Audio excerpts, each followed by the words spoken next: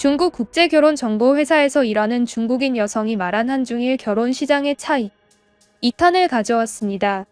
이전 영상에서는 전체적인 결혼 시장에 대해 한중일의 차이점을 설명하는 부분을 위주로 가져왔는데요. 이번에는 조금 더 디테일한 한중일 남녀의 행동과 성격 차이에 대해서 이야기한 부분을 가져왔습니다. 이 국제결혼 업체 직원인 중국인 여성은 많은 커플들을 지켜봐오면서 서로의 행동과 성격의 차이도 크게 느끼고 그것에 대해서 아주 정확하게 알게 되었다고 이야기했는데요. 이 글은 한중일뿐만 아닌 다른 국가 사람들의 경우도 이야기했지만 영상이 너무 길어지니 한중일 위주로 요약해서 설명해드리겠습니다. 그 글의 내용은 이러했습니다. 우리는 커플의 행동 심리학에 대해서 이야기할 때 가장 많이 드는 예시가 있다. 만약 당신이 자신의 파트너와 함께 극장에 갔는데 영화를 보던 도중 호흡곤란에 빠졌다. 그러면 어떤 행동을 할 것인가? 라는 질문인다. 이곳에서 각 나라 사람들의 답변은 매우 다르다. 우선 일본 사람들의 반응이 가장 신기한데 일본은 남성과 여성의 반응이 확연하게 달라서 신기한 나라다. 우선 일본 남성들은 여자친구가 호흡곤란에 빠지더라도 극장에 돈을 냈고 다른 사람들에게 민폐를 끼쳐선 안 되기 때문에 여자친구 보고 영화 상영 내내 버티라고 이야기한다. 호흡곤란과 관련된 문제는 영화가 끝난 뒤 병원에 들리게 해서 진료비를 자기가 내준다라고 답한 일본인이 가장 많았다. 일본인 여성들은 또 다른데 여성들은 남자친구가 극장에서 호흡곤란에 빠지면 남자친구를 극장에서 데리고 나온다고 한다. 이 대답을 한 일본 여성들의 심리는 이러한데 참 웃긴 것은 영화라던가 애니메이션 같은 관람하는 컨텐츠는 대부분 남성을 위해 여자가 따라가주는 스타일이라는 것이다.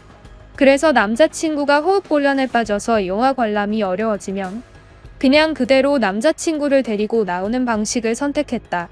중국의 남녀 대답도 참 많이 다른데 중국 남성들은 매우 순종적이다. 중국 남성들은 대부분 영화 상영을 중단시키기 위해서 크게 소리 지르거나 비상 상황임을 사람들에게 알린다는 답을 대부분 선택했다. 일본 사람들과는 다르게 민폐 끼치는 것보다는 자기 파트너의 안전을 가장 먼저 신경 썼다. 하지만 이러한 남들을 신경 쓰지 않는 성향은 일본인들과는 매우 맞지 않는 성향이다. 만약 자신의 파트너가 남들에게 돋보이는 행동을 하거나 눈치 보이는 행동을 한다면 일본인 파트너는 그를 떠나버릴 것이다. 중국 여성들의 답변은 그냥 무난했는데 남성의 상태를 살펴보고 심각하면 극장을 나간다는 대답을 했다. 중국 여성들도 자기가 직접 영화를 보러 가는 경우는 없는 듯 하였다. 다음은 한국인들의 답변들인데 우선 한국인 남성들은 여성을 데리고 조용히 극장 밖으로 나간다는 대답을 했다. 약간 일본의 대답과 중국의 대답이 섞인 느낌이다. 이들은 남들에게 민폐는 끼치고 싶지 않으나 여자친구를 지켜야 한다는 생각을 하는 것으로 보인다. 한국인 여성들의 대답도 한국 남성들과 똑같았는데 남자친구가 호흡곤란이 오면 조용히 그대로 데리고 극장을 나간다는 답변을 대부분 했다. 특히나 중국과 일본인의 경우는 아까 말한 대답이 약 40% 정도이고 나머지 60%는 전부 다른 대답을 한 것이지만 한국인의 경우는 조용히 연인을 데리고 나간다는 대답을 90%가 했을 정도로 그들의 생각은 모두 비슷하다. 한국인들은 다른 나라 사람들에 비해 개성이 강하지 않고 어느 한국인 연인을 만나도 비슷한 가치관을 가진 사람들일 것이라는 의미이기도 하다. 중국이나 일본인의 경우는 누구를 만나느냐에 따라서 편차가 심하고 사람마다 성격과 가치관이 매우 다르다. 정말 최악의 가치관을 가진 사람이 있는가 하면 정말 파트너를 따뜻하고 가족같이 대하려는 사람들이 있다. 하지만 한국인들은 이러한 편차가 매우 적은 편이다. 한국인들은 정말 누구를 만나든 거의 비슷한 연애를 하는 것으로 보인다. 아마 이러한 것들 때문에 한국인들이 외모와 재력을 덕보려고 하는 것이 아닐까 싶은데 실제로 우리 업체에서는 한국인들은 많은 사람들이 비슷한 가치관을 공유하고 같은 생각을 하기 때문에 미래의 파트너로 누구를 고르든 비슷한 결과가 나오지만 외모와 재력의 경우는 크게 다르게 느껴질 수 있는 부분이기 때문에 오히려 다른 나라 사람들보다 외모와 재력을 보려고 하는 편이라는 리서치 결과가 있었다. 그리고 이것은 실제로 매우 신빙성 있는 리서치이다. 아이를 키우는 방식도 세 나라는 매우 다른데 어느 나라가 좋다고 할 수는 없지만 이 특징은 각 나라 사람들의 특징을 판단하기에 매우 좋은 자료로 보인다. 또 다른 행동 심리학 예시가 있는데 만약 자신의 아이가 다른 아이를 때렸을 때 부모로서 어떤 행동을 하느냐이다. 우선 일본인의 경우. 일본인들은 만약 그 자리에 다른 사람들이 보고 있다면 자신의 아이를 체벌하거나 무섭게 혼낸다고 한다. 일본인의 경우는 자식을 교육시키는 것도 중요하지만 더욱 중요한 것은 자신이 아이를 무섭게 교육한다는 것을 남들에게 보여주는 것이라고 한다. 남들이 만약 없는 자리라면 약하게 꾸짖고 끝난다고 하는데 실제로 일본으로 가보면 많은 사람들이 있는 공공장소에서 큰 소리로 아이에게 호통치는 부모를 쉽게 볼 수 있다. 하지만 그것은 밖에서만 그러는 것이고 실제로 집안에서는 그러지 않는 경우가 많다. 그래서 일본 아이들은 부모와 밖을 나갈 때마다 위축되고 불안해하면서 결국 어릴 때부터 학습된 두려움 때문에 밖을 나가는 것을 싫어하게 되고 나이가 들어서도 밖을 나가지 않게 되어서 결국 집안에만 틀어박히는 은둔형 외톨이가 된다고 한다. 실제로 일본은 한국과 중국과 비교해서 가장 은둔형 외톨이가 많은 국가이고 은둔형 외톨이를 뜻하는 오타쿠라는 뜻이 일본에서 나온 소리이다. 오타쿠란 일본어로 집이라는 뜻이다. 중국 부모의 경우는 일본과 완전히 다른데 중국 부모는 대부분 아이의 편을 들어준다. 이는 아이의 버릇을 나쁘게 만드는 단점도 있지만 결과적으로 아이의 자존감을 높여주기 때문에 중국인들은 자라서도 자존감이 매우 높고 자신의 가치를 매우 높게 생각하게 되는 경향이 있다. 하지만 남들에게 피해를 줘도 혼나지 않던 어린 시절 때문에 남들에게는 피해를 줘도 된다는 가치관이 뼈 깊숙이 박히게 되며 현재 중국은 이러한 어른들이 매우 많이 있는 상태이다.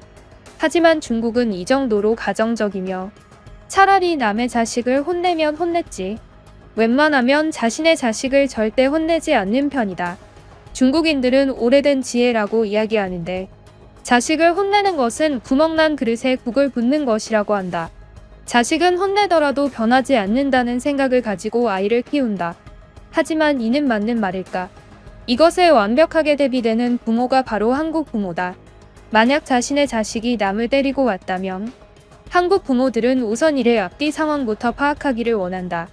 자신이 남의 자식을 먼저 때린 것인지, 남의 자식이 먼저 때린 것인지, 무엇으로 때렸는지, 얼마나 강하게 때렸는지, 무엇 때문에 싸우기 시작한 것인지, 그것을 모두 파악한 다음에 자신의 가치관으로 판단했을 때 자신의 자식이 잘못한 것이라면 그때 매우 무섭게 혼낸다고 한다. 하지만 만약 자신의 아들이 먼저 피해를 받고 그 때문에 자신의 자식이 반격을 한 것이라면 크게 혼내지 않는다고 한다. 맞으면 때리는 게 맞고 맞지 않았는데 때리면 못된 사람이라는 소리이다. 한국 부모는 일의 잘잘못을 가장 먼저 판단하려고 하는 경향이 있고 아이들끼리의 일인데도 불구하고 어른들이 잘잘못을 판단하려고 하는 경우가 많다. 이는 장단점이 있는데 우선 이러한 부모 밑에서 자란 아이들은 나중에 커서도 잘잘못을 따지길 좋아하게 되며 자기가 먼저 때리지는 않지만 만약 자신에게 누군가가 매우 큰 잘못을 저질러서 내가 피해를 본다면 그것에 대해서 다시 반격하는 사람이 된다는 것이다. 이처럼 세 나라의 연인 행동 차이도 매우 다르고 특히 부모들의 행동 차이도 다르다. 연인과 부모들의 행동을 아주 적절하게 정리하자면 일본인의 경우는 남들에게 보여지는 것을 가장 중요하게 생각한다. 연인을 고를 때에도 자신의 인생보다는 남들이 봤을 때 어떻게 보이는지를 더 크게 따진다. 중국인들은 자신의 행복을 가장 크게 추구한다. 하지만 이러한 행동들이 남에게 피해를 주더라도 그들은 크게 신경 쓰지 않는다. 나의 인생이 가장 중요한 인생이라고 생각하는 높은 자존감 덕분이다. 한국인들은 매우 이성적인 편이요. 연인 사이에서도 잘잘못을 따지는 경우가 많고 자식을 키울 때에도 자식에 대한 도덕성을 판단할 때 이성적으로 잘잘못을 먼저 따지는 경우가 많다. 자식이 누군가를 때렸더라도 자신들이 판단하기에 때릴만 했다고 생각하면 혼내지 않는다. 각국의 차이는 이처럼 매우 크다. 라는 글이었습니다. 이 글은 너무 길어서 우선 여기까지 설명해 드리겠습니다. 만약 반응이 좋으면 3탄도 만들겠습니다. 요즘 구독자가 매우 느리게 오르는데 가끔 영상 하나 올리면 한두 분이 구독을 눌러주십니다. 그분들을 보는 게 제 인생의 낙이랍니다. 구독해주시는 분들 너무 감사드립니다. 그럼 지금까지 뉴스품의 안기자였습니다. 감사합니다.